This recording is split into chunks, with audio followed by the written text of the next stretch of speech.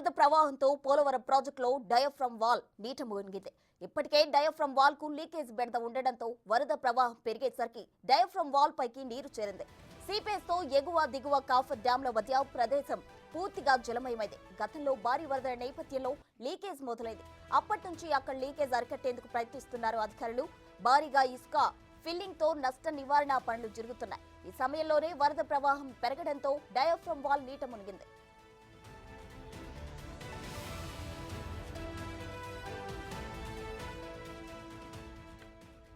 రెండు రోజుల ముందే డయాఫ్రమ్ వాల్ వద్ద లీకేజీపై పరీక్షలు చేసింది నిపుణుల బృందం. ఈ ఘటనతో ఇక వరదల సీజన్ తగ్గే వరకు డయాఫ్రమ్ వాల్ వద్ద లీకేజ్ పునరుద్ధరణ పనులు నిలిచిపోనున్నాయి.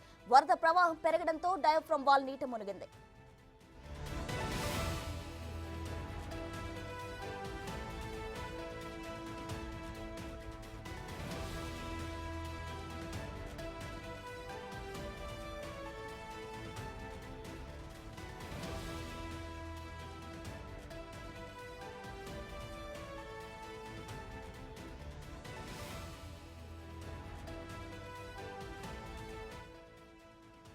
భారీ వరద ప్రవాహంతో పోలవరం ప్రాజెక్టులో డయాఫ్రమ్ వాల్ నీట మునిగింది.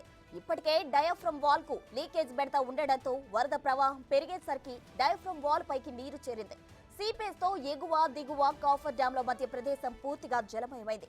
గతంలో భారీ వరదల నేపథ్యంలో లీకేజీ మొదలైంది. అప్పటి నుంచి అక్కడ లీకేజ్ అరికట్టేందుకు ప్రయత్నిస్తున్నారు అధికారులు. భారీగా ఇసుక ఫిల్లింగ్ తో నష్ట నివారణ పనులు జరుగుతున్నాయి. ఈ సమయంలోనే వరద ప్రవాహం పెరగడంతో డయాఫ్రమ్ వాల్ నీట మునిగింది.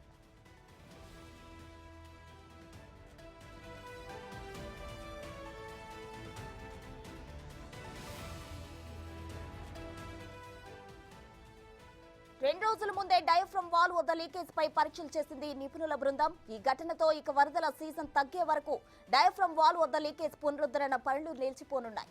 వరద ప్రవాహం పెరగడంతో డయాఫ్రమ్ వాల్ నీట మునిగింది.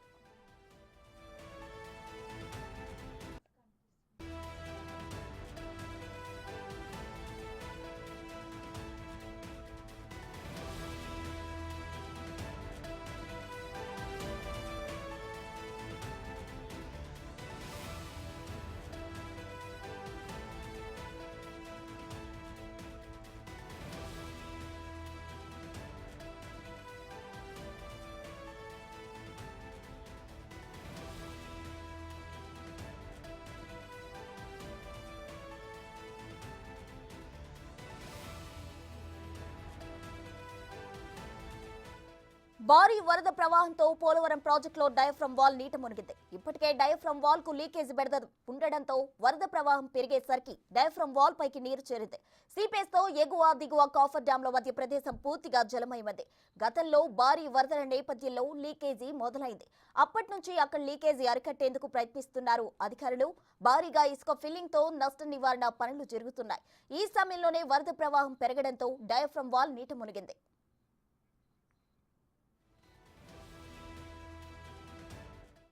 దీనికి సంబంధించి పూర్తి అప్డేట్స్ మా ప్రతినిధి సాగర్ అందిస్తారు. సాగర్, చెప్పండి, దీనికి సంబంధించిన డీటెయిల్స్ ఏంటి? ప్రశ్న పోలవరం ప్రాజెక్టులో గోదావరి వరద ప్రభావం పెరగడంతో డయాఫ్రమ్ వాల్ పూర్తిగా నీట మునిగిందనే చెప్పుకోవచ్చు.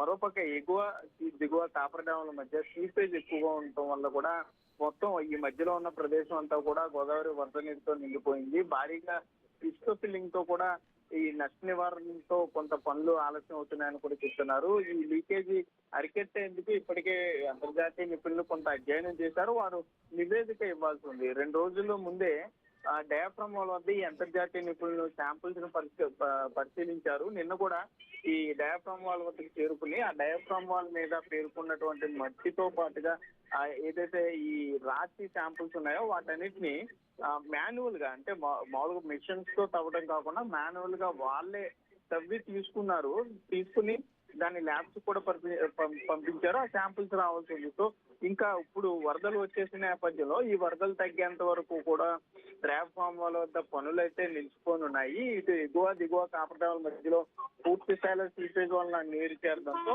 పోలవరం పనులకు కూడా కొంత ఆటంకం ఏర్పడిందనే చెప్పుకోవచ్చు. గతంలో అధికారులు చెప్పినట్లుగా నవంబర్ వరకు కూడా ఇదే వరద ప్రభావం ఉంటుంది కాబట్టి వరద తగ్గేంత వరకు కూడా పోలవరం పనులు కొంత ఆటంకం ఏర్పడే పరిస్థితి ఉంది. సో ఈలోపు అంతర్జాతీయ నిపుణులు కొంత నివేదిక ఇస్తే దాన్ని బట్టి పనులు వేగవంతం చేయొచ్చని కూడా అధికారుల ఆలోచనలో ఉన్నట్లుగా మనకి సమాచారం అందుతుంది ప్రస్తుతం.